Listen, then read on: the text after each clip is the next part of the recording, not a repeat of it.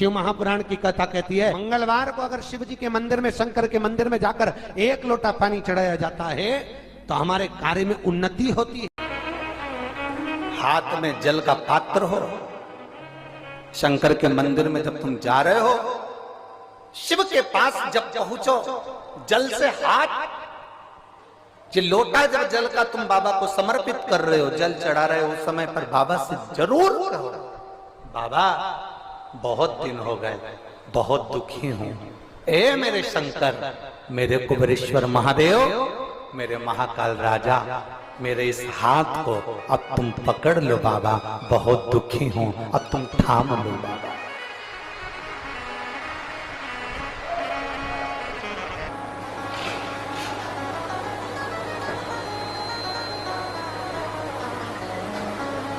शिव महापुराण की कथा यहां तक कहती है कि यदि आप कोई मंत्र, साधना, व्रत, उपास कुछ भी नहीं जानते तो बेलपत्री के वृक्ष के नीचे 1 लोटा जल चढ़ाओ, प्रदोष की प्रदोष 1 घी का दीप लगाओ और बेलपत्र के वृक्ष के नीचे की मिट्टी का ही तिलक लगाओ।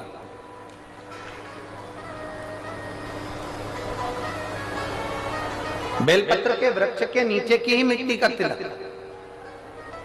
कथा हमको कहती है कि भगवान कभी भी सामग्री का भूखा नहीं रहा, भगवान भोलेनाथ भाव का भूखा रहा।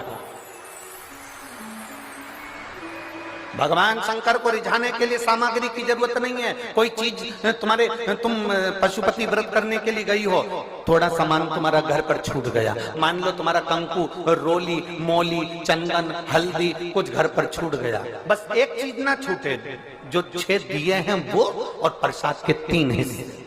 जो प्रसाद तुम लेकर जा रहे हो उसके 3 हिस्से करने का सामान वो छूटना नहीं चाहिए। बाकी का तुम्हारी मोली घर पर छूट गई, रोली घर पर छूट गई, चंदन घर पर छूट गया, अगर तगर घर पर छूट गया, कपूर घर पर छूट गया, लोटा पानी का घर पर छूट गया, कोई सामान तुम्हारा घर पर छूट गया, चल जाएगा, बिल्कुल चलेगा। तुम उसमें चिंता मत करना कि मेरी थाली में ये नहीं। गणगौर की पूजन करने जाती हैं माताएं, इधर गणगौर होती है कि नहीं होती हमको नहीं मालूम।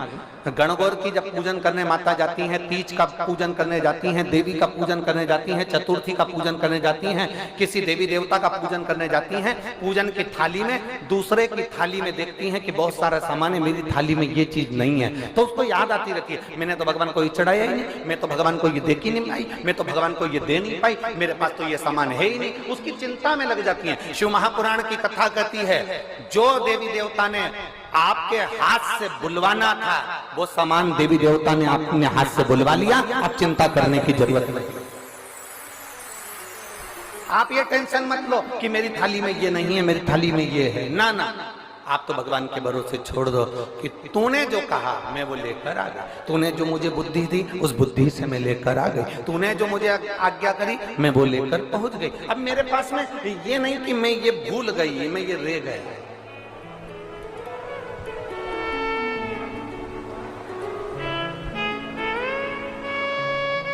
महाराज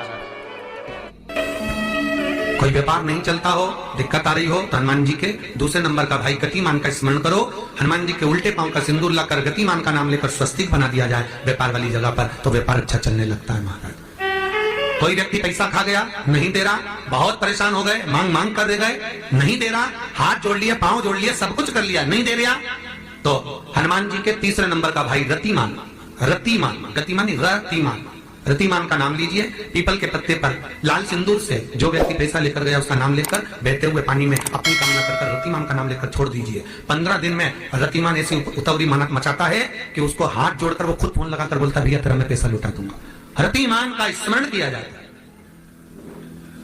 रतिमान ध्यान दीजिएगा, पंचमुखी हनुमान का एक स्मरण, पंचमुखी हनुमान का एक भाव। महाराज जैसे बहुत ज्यादा तकलीफ अगर व्यक्ति को हो गई है, बहुत कष्टमय जीवन चल रहा है, हार गए हर जगह से और तकलीफमय जीवन चल रहा है, तो पंचमुखी हनुमान का एक शिव महापुराण का और स्कंद पुराण का एक बड़ा सुंदर मंत्र है। उस मंत्र को आप सब एक बार हमारे साथ में बोलें। ओम नमो हनुमते रुद्र अवताराय सर्व शत्रु संहारणाय सर्व रोग हराय सर्व वशीकरणाय रामदूताय स्वाहा। बस इस मंत्र को हाथ में काली तिल लेकर, एक जौ लेकर और गूगल लेकर, थोड़ा सा उसमें गाय का घी डालकर, कंडे को या अग्नि को जलाकर इस मंत्र का 11 बार 21 बार जाप कर कर अपनी कामना कर कर छोड़ दीजिए।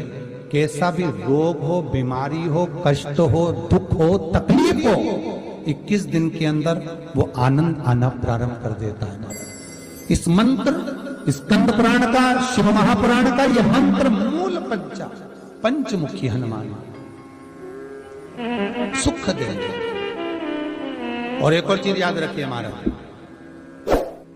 यदि कोई काम के लिए जा रहे हो, कोई व्यापार के लिए जा रहे हो या नौकरी करने के लिए जा रहे हो और लगी नहीं रही, बहुत तकलीफ पा रहे हो, सर्विस ही नहीं लग रही, बहुत कष्टमय हो गया, तो निवेदन करूंगा 5 पीपल के पत्ते पर बेसन के 5 लड्डू घर में बने हुए, गाय के घी के 5 लड्डू रख लो।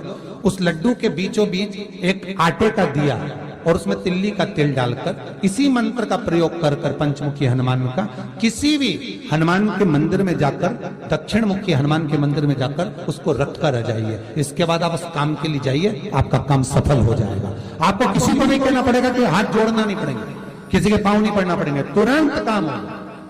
बस इस मंत्र का स्मरण कर कर पंचमुखी हनुमान का भूतेश्वर जो मंत्र है वो सुख देने वाला।